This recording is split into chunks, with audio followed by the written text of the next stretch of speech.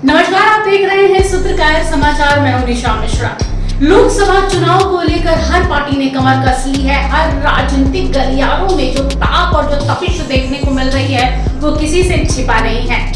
पूरा का पूरा विपक्ष प्रधानमंत्री नरेंद्र मोदी के खिलाफ है और प्रधानमंत्री एक ही विचारधारा जो है परिवारवाद को लेकर, भ्रष्टाचार को लेकर लगातार विपक्ष पर हमला बोल रहे हैं। लेकिन महाराष्ट्र की राजनीति से एक बड़ी गर्माहट और गर्म कर देने वाला माहौल सामने आ रहा है। जी हाँ, एमएनएस प्रमुख राज ठाकरे को कौन नहीं जानता। राज ठाकरे अपने मुखर बातों के लिए जाने जाते हैं, अपनी बेबाकी के लिए जाने जाते हैं और ऐसे में खबर आ रही है कि बिना किसी शर्त के राज ठाकरे प्रधानमंत्री नरेंद्र मोदी को समर्थन करने वाले हैं लोकसभा चुनाव को लेकर। राज ठाकरे ने कहा है कि हमें राज्यसभा भी नहीं चाहिए और ना ही कोई शर्त के साथ हम समर्थन करेंगे, बल्कि बिना शर्त के बीजेपी, शिवसेना और एनसीपी को समर्थन देंगे। अपने लोगों से, अपने कार्यकर्ताओं से भी उन्होंने यह अनुरोध किया है कि प्रधानमंत्री नरेंद्र मोदी को लोकसभा चुनाव के दौरान सपोर्ट करें। अब पूरी जानकारी क्या है, आइए उस पर एक नजर डाल लेते हैं।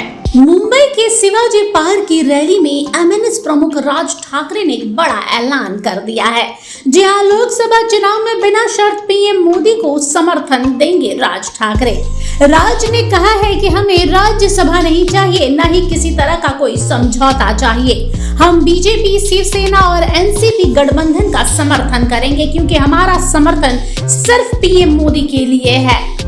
जैसे ही राज ठाकरे ने ये घोषणा की, वैसे ही राजनीतिक गलियारों में एक अलग ही माहौल पैदा हो गया है। इसके साथ ही उन्होंने साफ कर दिया है कि वो किसी के नीचे काम नहीं करेंगे। उनका ये बयान अहम है क्योंकि बीजेपी से उनके गठबंधन की चर्चा ने बीते दिनों महाराष्ट्र में काफी सुर्खियां बटोरी थी। उन्होंने कहा, खबर आई है कि मैं एकनाथ शिंदे की शिवसेना का प्रमुख बनूंगा। मुझे प्रमुख बनना होता तो कब का प्रमुख बन जाता। मैं सिर्फ अपनी पार्टी का ही प्रमुख रहूंगा। अगर चुनाव लड़ूंगा तो बताकर लड़ूंगा। इसके साथ ही राज ठाकरे ने कहा, मुझे कई दिनों से महाराष्ट्र के सीएम एकनाथ शिंदे और देवेंद्र फडणवीस बोल रहे हैं कि हमें साथ आना चाहिए, लेकिन कैसे आना है ये समझ नहीं आ रहा था। इसलिए मैंने अमित शाह से मिलकर समय मांगा।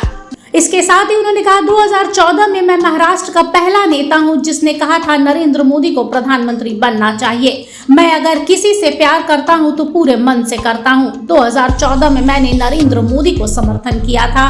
2019 में मैंने विरोध किया था क्योंकि उनकी भूमिका से सहमत नहीं था। इसके साथ ही एमएनएस प्रमुख ने संबोधित करते हुए उद्धव ठाकरे पर निशाना साधा और कहा, उद्धव ठाकरे और संजय राउत जिस तरह से टीका टिप्पणी करते हैं उस तरह की भाषा मेरी नहीं है क्योंकि मुझे सत्ता नहीं चाहिए। लेकिन उद्धव ठाकरे ने स्वार्थ के लिए सब कुछ किया है, उनको सत्ता से बाहर निकाल दिया। इसके साथ ही राज ठाकरे ने पार्टी कार्यकर्ताओं से विधानसभा चुनाव के लिए तैयारी शुरू करने की अपील भी की है।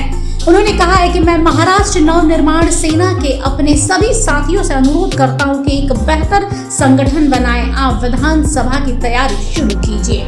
देवेंद्रजी पण सांगत होते, फडणवीस, एकनाथजी पण सांगत होते, आपण एकत्र आलं पाहिजे, एकत्र आलं पाहिजे. म्हटलं एकत्र आलं पाहिजे म्हणजे काय?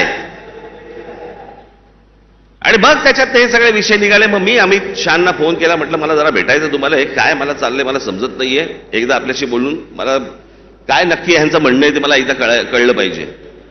मग आमचं बोलणं झालं तिकडे. मग इथे आल्यावरती आमच्या तिघांचं बोलणं झालं. मग ते सगळं निशाणीवरती प्रकरण आलं. मला काही अपेक्षा नाहीयेत.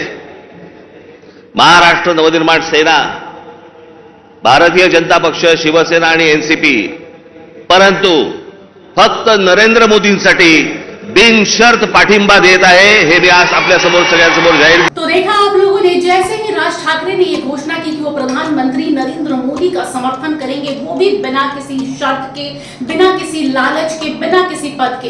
राज ठाकरे का इतिहास उठाकर देखें तो यही देखते हैं कि वो कभी किसी से दब के नहीं रहे हैं, बेबाकी के लिए जाने जाते हैं, काफी मुखर हैं, हर बात में अपनी प्रतिक्रिया देते हैं। खास तौर पे जिस परिवार से जुड़े हैं, जब उनके विरुद्ध भी खड़े होने की बारी आती है तो राज ठाकरे निष्पक्ष होकर खड़े होते हैं। ऐसे में पीएम मोदी और भाजपा को महाराष्ट्र में इनके समर्थन से क्या बदलाव देखने को मिलता है, और यही नहीं, राजनीतिक गलियारों में एक अलग ही अटकलों को इन्होंने तेज कर दिया, एक अलग ही हवा दे दिया है। अब देख देखना दिलचस्प होगा कि पूरा का पूरा विपक्ष क्या राज ठाकरे पर टूटता है या उनके इस फैसले पर उनकी प्रतिक्रिया क्या आती है, इस पर हमारी नजर बनी रहेगी। फिलहाल के लिए बस इतना ही।